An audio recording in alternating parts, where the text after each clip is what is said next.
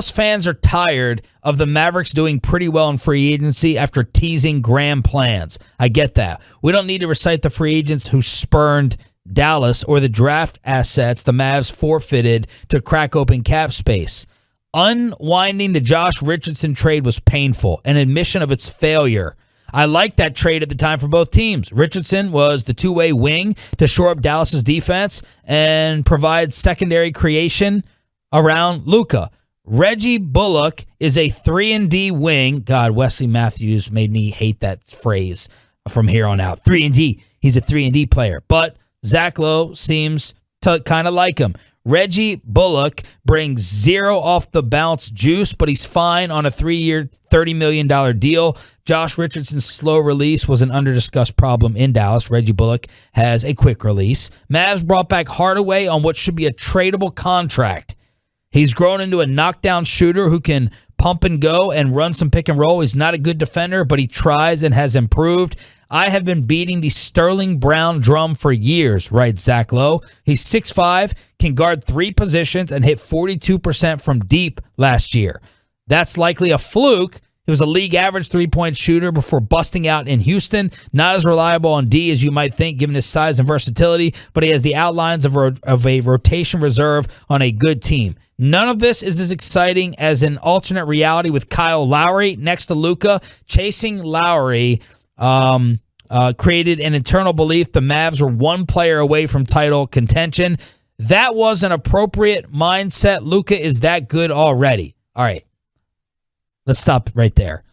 Chasing Lowry gave the belief to the Mavs they were one player away from title contention. They are one player away from title contention. Yeah, Kawhi Leonard. It's not Kyle Lowry. So I agree it's an appropriate mindset. I disagree that it could have been Kyle Lowry at age 35. Yeah, I mean, every team in the NBA is one player away from contention. If that one player is Kawhi or KD or LeBron. They're all just one player away. We're not. You know, we're not one player away if that player is not an all-time great. It's got to be an all-time. You know, you've got to have.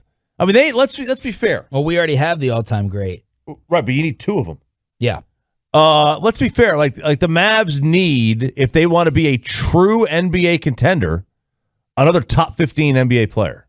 Yeah. Probably top 10. Or Porzingis, or 2 top 25 guys. 2 top 30 that'd be fine. guys. That'd be fine. But we're nowhere near 2 top 25 guys. We have 2 other top 125 guys.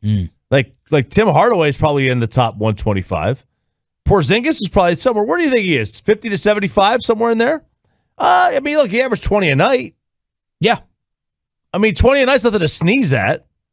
So it's they're not close. Zach Lowe continues, surrounding Luka with shooters is the right plan B, even if it does not resolve the issue of Luka wearing down late in playoff games because no one else can orchestrate. The hope is Jalen Brunson becomes that relief orchestrator, but his size is a detriment against elite postseason defenses. The Mavs are loaded with good role players on value deals, but they don't have the blue chip players to get in on superstar trades. Fish. Yeah, right. Autoplay CZ Fantex. The Bucks just won without 2 top 10 guys. That was first of all an outlier. Okay, don't plan your team around that. They don't have 2 top 10 players. What? Milwaukee? Giannis isn't a top 10 player? Yeah, they have 1, not 2. Oh yeah. Yeah, but Chris Middleton also played outside of his mind in big moments, and they have Holiday. But also look at what it took for them to get there. Yeah. Philadelphia had to get knocked out. Trae Young got hurt. Because if Trae plays, Giannis was hurt. Trae and the Hawks win that series if Trae's playing. KD was by himself because the Nets got beaten up and injured. LeBron and the Lakers got knocked out. The Clippers got knocked out because of Kawhi.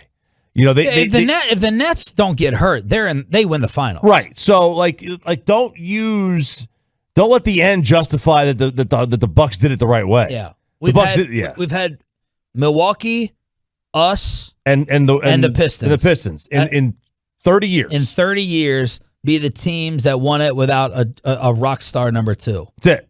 So, Yes, it can happen. I'm not interested in building a team that way. I'm interested in building a dynasty. Yes. I don't care about building. I don't care about winning one NFL, one Super Bowl. I care about winning 5. I'll take the one. I'm not interested in it though.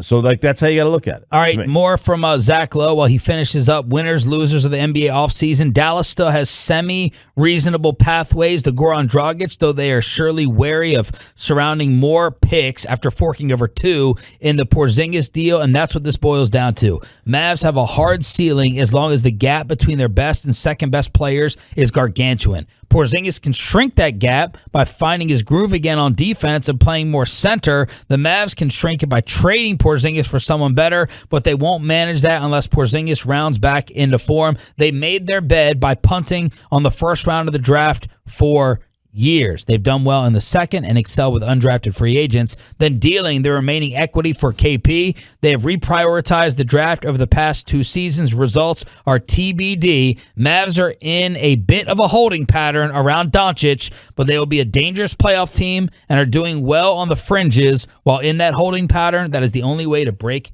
out of it. So pretty in-depth write-up from Zach Lowe on the Mavs offseason, where I deem them as a loser. I'm not going to do this in the middle, weak stuff. They're a loser. In the fringe. They're a loser in the offseason. They got Luka re-signed. That's awesome. We all knew that was happening anyway. They haven't added anything to it. I don't care about your 3-and-D write-ups and your Sterling Brown hype.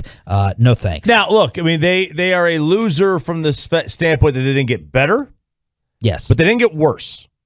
So yeah, to me, this offseason was neither it was definitely not a win, and I guess if you don't get worse, it's not a loss.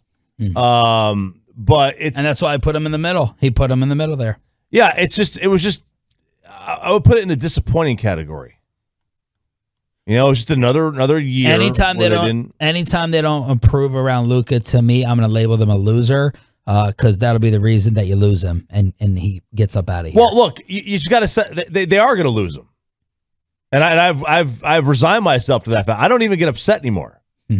They are going to lose him. They're never going to sign a free agent. I don't get upset when they don't sign free agents. I don't get upset when the Rangers don't sign free agents. I don't get upset when the Cowboys don't sign free agents because I don't expect anything from them. I expect absolutely nothing from my teams, and I get surprised, and I enjoy being surprised. I love surprises, and when you surprise me, I'm happy.